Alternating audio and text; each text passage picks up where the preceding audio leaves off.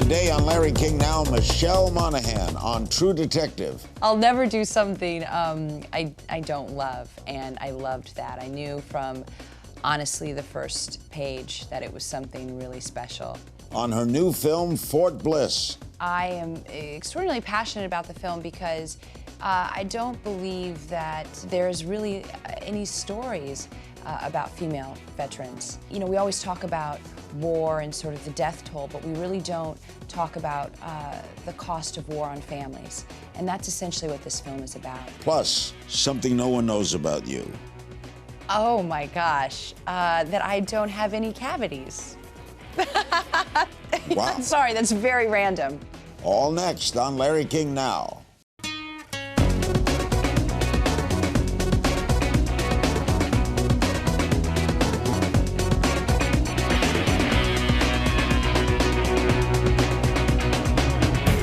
Welcome to Larry King Now. Our special guest, Michelle Monaghan, the incredibly talented, eclectic actress.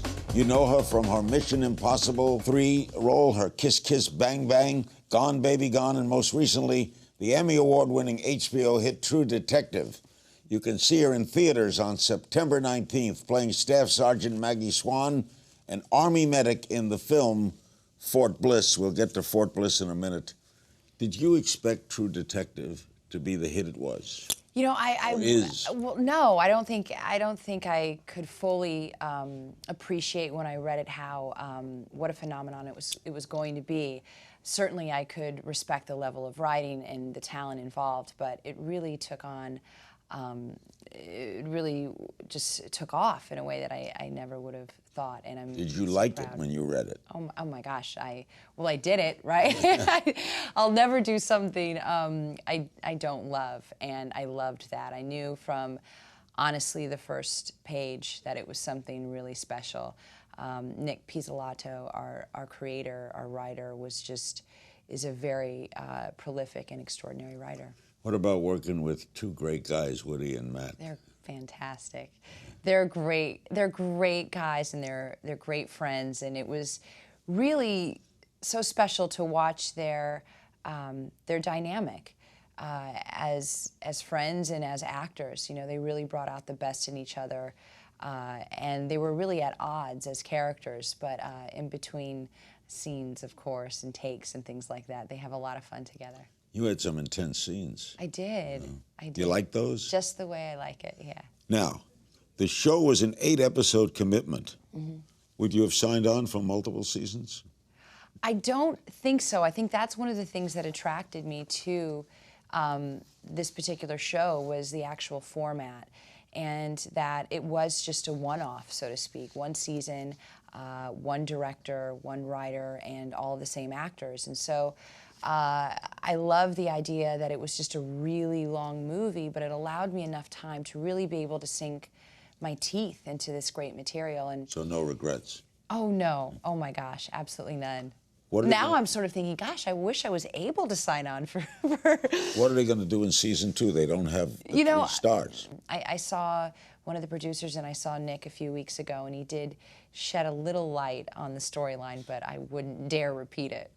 You started in television, though, right? I did. Doing what? My very first role was in Boston Public, and David E. Kelley wrote an arc for me, and it was a great show, wasn't it? Really great show, and it was 6 episodes, and for me at the time, I had, you know, just started out acting, haven't studied acting, and for me to start off on a show in which you were working with a different director every week was invaluable to me, because they would point out little bad habits, and they would point out when things were working. And so that was a very great, it was a learning curve for me. Of course, you had a great writer. And I had a fantastic writer. Yeah. All right, we're going to play a clip now from your film coming, Fort Bliss. Let's watch. Okay. Come on, find out where all that blood is coming from. You'll be okay, buddy. Just come on, take it easy. Are you trying to save him or jerk him? Shrapnel in his leg. Femoral artery. No, stop. He would have bled out already. Wow. You killed him, man. That's not funny. I'm going as fast as I can, Sarge. Try telling that to his family. You should be able to do it in half the time. With all due respect, Sergeant, I don't think so. Tie me. All right, tell me about this. Fort Bliss is a movie that I'm extraordinarily passionate about. It's about a female medic who returns home from Afghanistan after a 15-month deployment. To Texas. Yes, that's correct, at post at Fort Bliss. And she's also a mother. And I am extraordinarily passionate about the film because I don't believe that there's really any stories about female veterans. I think there's a real lack of stories in our culture about them. And it deals a lot with you and your 9-year-old son, right? It does, yeah, and it really talks about her coming home from deployment and her reintegration back into society, but mostly within her own family and sort of the struggles that she's encountering and facing about reconnecting with her child. She is really passionate about her job and her family, and she makes the choice to also re-enlist. And I loved the idea of playing a character and wanting to understand psychologically how one makes the decision to leave their family. Is she married? She's not married. Claudia Myers, the director, wrote the following: "It is my hope this movie will create greater awareness of the unique challenges of our soldiers face as they readjust to civilian life, particularly how the stress of deployment affects the whole family." Mm-hmm. Was there some tough scenes for you in this? There were some very tough scenes. You know, I think what this film did for me, and in reading it even for the first time, it enlightened me. You know, we always talk about war and sort of the death toll, but we really don't talk about the cost of war on families. And that's essentially what this film is about, and really the family sacrifice and the emotional toll that they go through. And so in speaking with medics, moms, soldiers that talk about what they've gone through or what they're going through, you know, I spoke to one female medic, actually, who was getting ready to deploy, and she just found out her 5-year-old son was autistic. And so she was confronted with the dilemma of, okay, well, how can I best take care of him? How can I parent long distance, but also go and do my job, my duty, and serve my country in the way that I want to? So I think it humanizes the soldier. Where'd you shoot? We shot in and around Los Angeles for a little bit, and then with the support of the Army, we were fortunate enough to be able to shoot at Fort Bliss. And so we were able to use all their locations, their soldiers. Where'd you do the Afghanistan scenes? At Fort Bliss. So, Really? which is great because they actually have a training facility there, and it looks very much like Afghanistan. And so for us, for such a small budget film, it became really such a great production value for us. We'll be right back with Michelle Monaghan. We're back with Michelle Monaghan. Claudia Myers, a female director. Mm-hmm. You think it was essential that a female do this? Oh, I don't know if it was essential, but I definitely know that I couldn't imagine doing it with anyone else than her. She has extraordinary knowledge of the military. She shot documentaries on and off for them for about 5 years. So I felt definitely comfortable in her hands. Why did you do a low-budget, independent movie? I mean, you've attained so much, you would think you didn't have to do something. Well, you know what? I am a creative person, and I like strong material, and I think that I'm always in search of a character that has substance and depth. And so when I found that in Maggie Swan, it was an incredible opportunity as an actor, but then also to be able to do something that is socially relevant and important was the cherry on top. In Fort Bliss, your character says, "I love my son, I love my country. I shouldn't have to choose between them both." Mm-hmm. Why does she have to choose? If she goes on deployment, she's not going to be with her son. Well, I think she's in a particular situation in the film where she's told them that she'd rather not go, and then she's decided to enlist. And so she has conflict. She has conflict, and that's of course another reason why I love the story. I think that so many women who join the military. You know, there's 200,000 women in active duty, and over 40% of them are moms. And they choose to be there, which is an extraordinary thing, because they love their jobs. And, you know, women have various different jobs. A lot of them are medics, actually.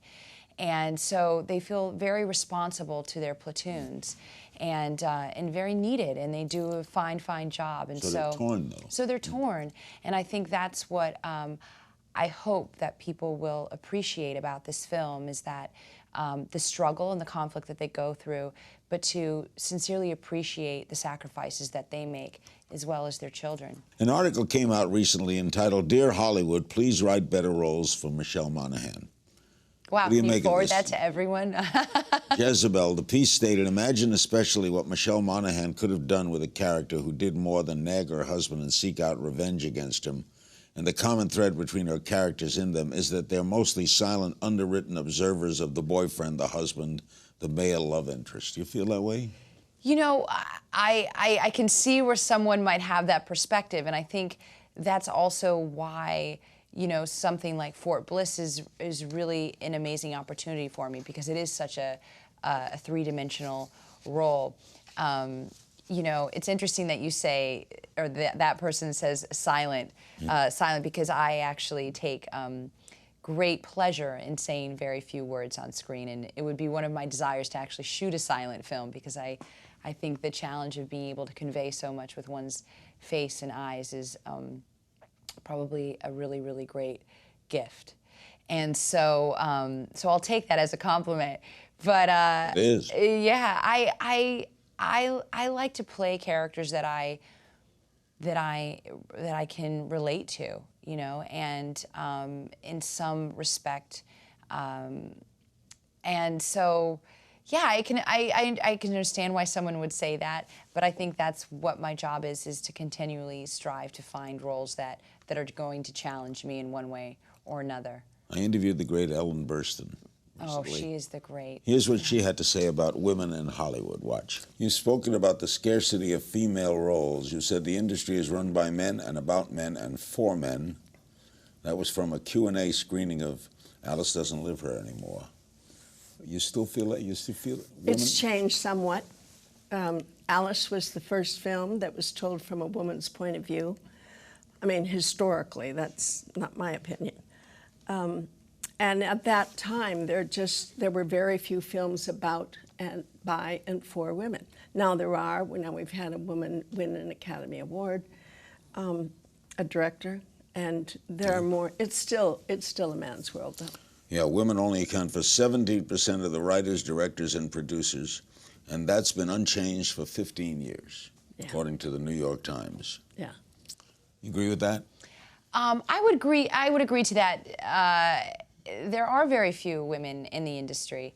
There are certainly female directors. I've had the privilege of working with three female directors and female DPs, female producers, and I think the best way we can tackle that issue is to continually support one another as women, and really continue to hire female writers and to explore those ideas and our stories, because they're fascinating stories. Again, with Fort Bliss, I mean, it's a female story that's nearly absent from our culture, yet it affects thousands of women. So, you know, if you can do your small part by just portraying that and depicting that on screen, and doing it in a good way, hopefully, in an authentic way, it'll inspire others to write the same. From a small-town Iowa girl to Hollywood. More with Michelle when we return. You were born and raised in Winthrop, Iowa. Where is that? It's Near Des Moines? No, it's in northeastern Iowa, a little town of 700 people, very rural. It's about 45 minutes from Cedar Rapids, if you ever find yourself Your out that parents direction. took in foster kids, right? They did. What was They that did. like for you? Were you an only child? No, I have two older brothers. And foster kids always in the house? Foster kids always in the house. What was that like? Extraordinary. And uplifting and painful at times. It was an incredible gift that my parents bestowed upon us as a family, and to the children, I think, whose lives they touched and nurtured. Did you follow up what happened to some of the kids? Oh yeah, I'm in touch with many of them. You studied journalism in college, but I have it right, you left school to move to New York? I did. And you modeled? I did. When did you think about acting? When I moved to New York, journalism was something that I'd wanted to pursue since I was a young girl. And so I went to college for that, put myself through school by modeling, and then in my senior year decided it wasn't what I was meant to do. And I had no idea what I was meant to do, but I knew I wanted to move to New York. So I continued modeling there and did some TV commercials. And I thought, oh, this is kind of interesting. This is fun. I'm enjoying it. It's paying the bills. And then shortly thereafter, an audition came my way for a television show. And was that Boston Pub? It was for something else that got canceled. But I remember shooting it. I went in, had the audition. I got the job miraculously, and then had no clue what I was doing. But I had the best time making it. And I had so much to learn, but it was in that experience that I realized it was something that I wanted to do. You're starring in a Nicholas Sparks film, The Best of Me, later this year. Nicholas Sparks, everything he does turns to gold. It does. What does he have? What is this about? You know, this movie is about two former high school lovers that are reconnected. It's always something like that. Absolutely. It's reconnected 20 years later. And obviously they have a lot more baggage between them. But their love is reignited after seeing each other once again. And really the story goes from there. What attracted you to this? Well, it's a timeless love story.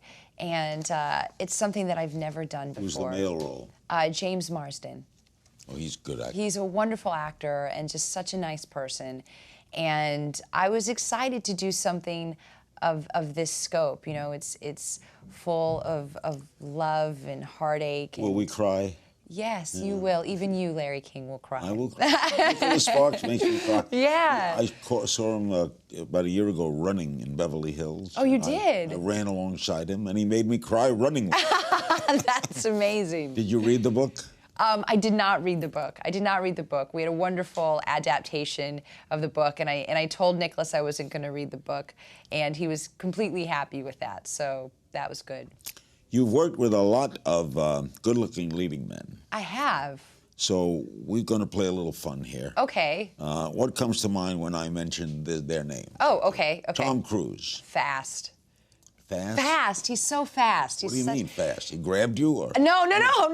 He's I just remember shooting Mission Impossible. We would have so many action scenes, and he's just a really. He's running around. Right? He's running around. He's just fast. He's just a very hard worker. Right? He's a very hard worker. Very generous. Probably the most generous person I've ever worked with. I've heard that. Doesn't mind how many takes it takes, right? No, and passionate. Gerard Butler. Fun. Greatest sense of humor. Really? Yeah. Matthew McConaughey. Oh my gosh. I just a mensch, really. You know, he's somebody who's just so good and locked into what he does, and he's a good guy. He's a good guy. He's a really good guy. He's a great guy. Woody Harrelson. Oh my gosh, just hysterical. Just he's like a kid. He's a kid to me. I've known Woody a really long time. We shot a movie, North Country, together years ago. It was a good movie. It's a great movie. Thank you. And he's just playful. He's like a big kid. Jeremy Renner. Oh God, he's another big kid. Just interviewed him. You did? He's great, isn't he? He's a very intense actor. Oh, yeah. Yeah, and very sort of not what you would expect, because he is such an intense. And he's still buying and selling houses. Yeah. I mean, he's salt of the earth. You know, he's a great guy. Ben Affleck. Smart. Gone Baby Gone. Yeah, very, very. What a movie.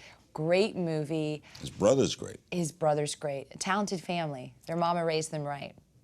Robert Downey Jr. Just my dear old friend. You know, I feel so grateful to Robert and that whole experience on that movie. It's What movie did you do? Kiss Kiss Bang Bang, which was really my first lead role. Yeah. And I just had such a wonderful working He overcame relationship. so much, didn't he? He I mean, did, my and God. it was one of his first films that he did, and I feel so fortunate to have worked alongside of someone so talented at the beginning of my career, because I truly learned so much from him. We'll find out Michelle's dream co-star. Find out who that might be after this. Oh dear.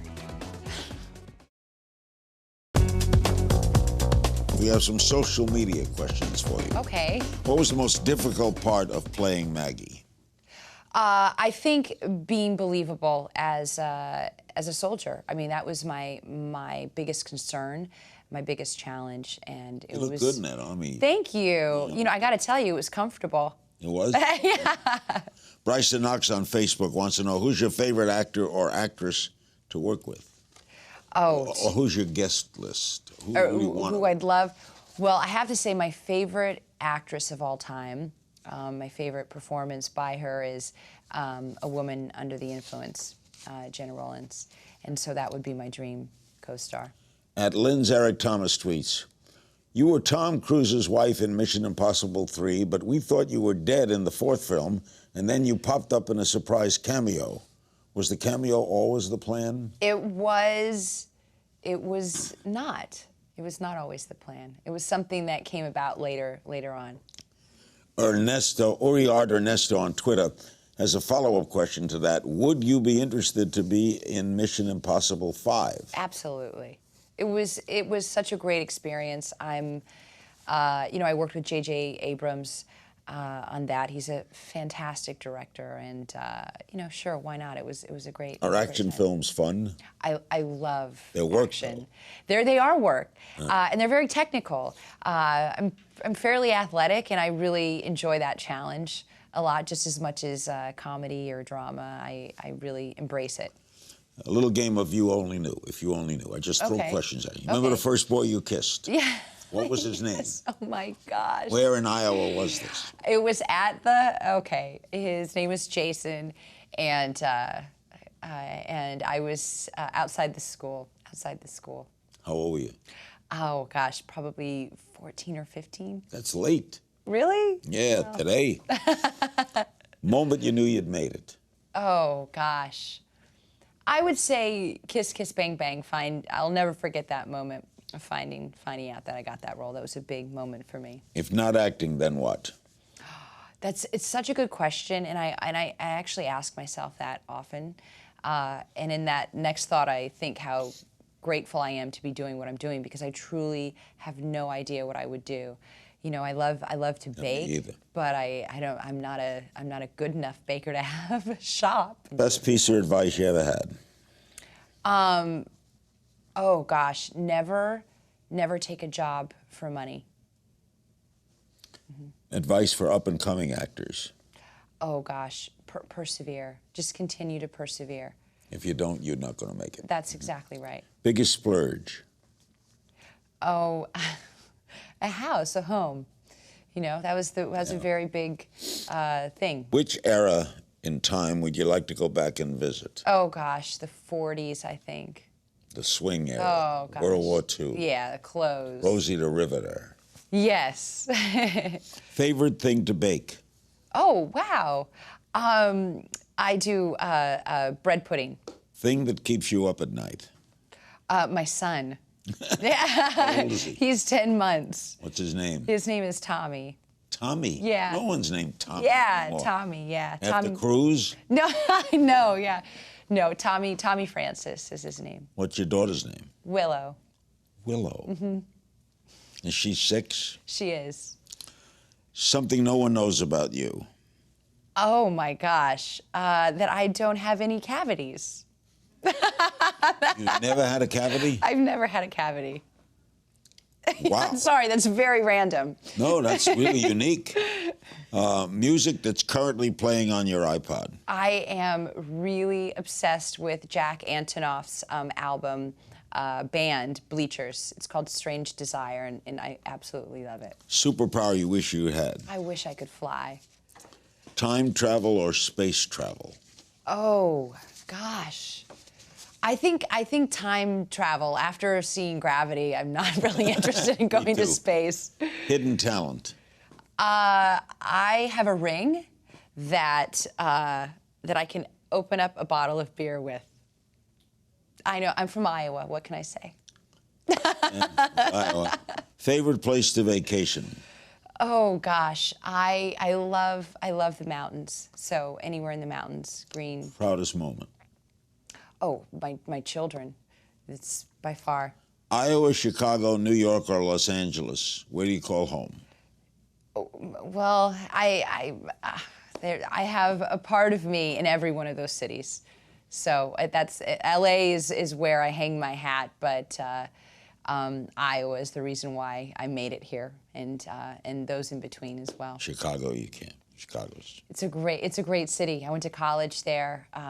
It's a beautiful place. If Chicago had Los Angeles weather, the world would live there. That's exactly right. Where will you be in 10 years? Oh gosh. Well, I'll probably still be on the West Coast because of the weather, and I just hope to be doing the same thing that I'm doing now. Would you like to do a play?